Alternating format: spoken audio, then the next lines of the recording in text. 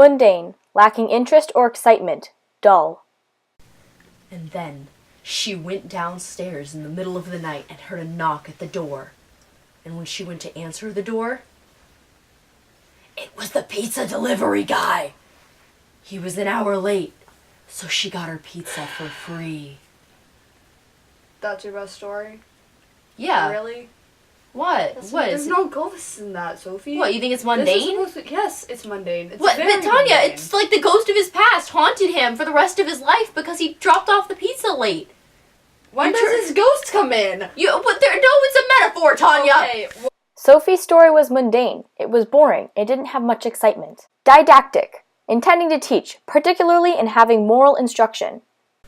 Okay, so Sophie, the thing about your story is that she shouldn't be answering the door unless she actually knows who it is. I mean, like, she should be, like, checking the windows to make sure it's not, like, some sort of serial killer. I mean, don't get me wrong. If it was a serial killer, it would have made the story way more interesting. Oh yeah, because it was so bad. Well, Tanya, it was not supposed to be a didactic story. Like, well, the moral of the story here is you sure better not answer the door on a dark and stormy night. I'll tell you a story, okay? Oh, it's gonna be and so my much story better. will be so much better. You know why? Because I'm a master at storytelling. Yeah. Okay. Fine. Whatever. Tanya made Sophie's story didactic, trying to teach her about how it's dangerous to go to the door if you don't know who's there. Ephemeral, lasting for a very short time. So, there was a girl, and she was sleeping in her bed. She was fast asleep. It was just insane. She couldn't hear anything. She just asleep, right? And a monster came out and ate her. That's it. Yeah. Tanya, what? That was like worse than mine. That was like ephemeral. That was so short. Well, at least mine was scary and Hey, suspenseful. Keith, do you want some Tic Tacs? Mom, we're telling ghost stories. God, you always do this. Tanya's story was ephemeral, lasting only for a few moments. Necropolis, a cemetery, especially a large one of an ancient city. Well, I'm all out of ideas for Yeah, stories. that monster one was my best one. So, Okay, kiddos. oh, hi, Ms. G.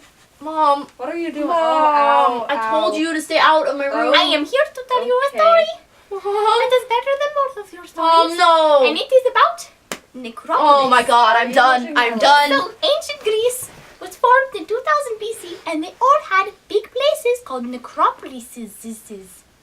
You know what the necropolis is? A ginormous Yes, cemetery. but Oh. inside of these necropolises, they had Um, giant cyclops who would guard the tombs of the dead warriors. And so these cyclops, if you tried to break into the tombs, they would just grab their battle axes and just Yeah. smash your heads into pieces. Mrs. G came in to tell a story of a necropolis, where the dead were buried and guarded by a cyclops. Quixotic, exceedingly idealistic, unrealistic, or impractical.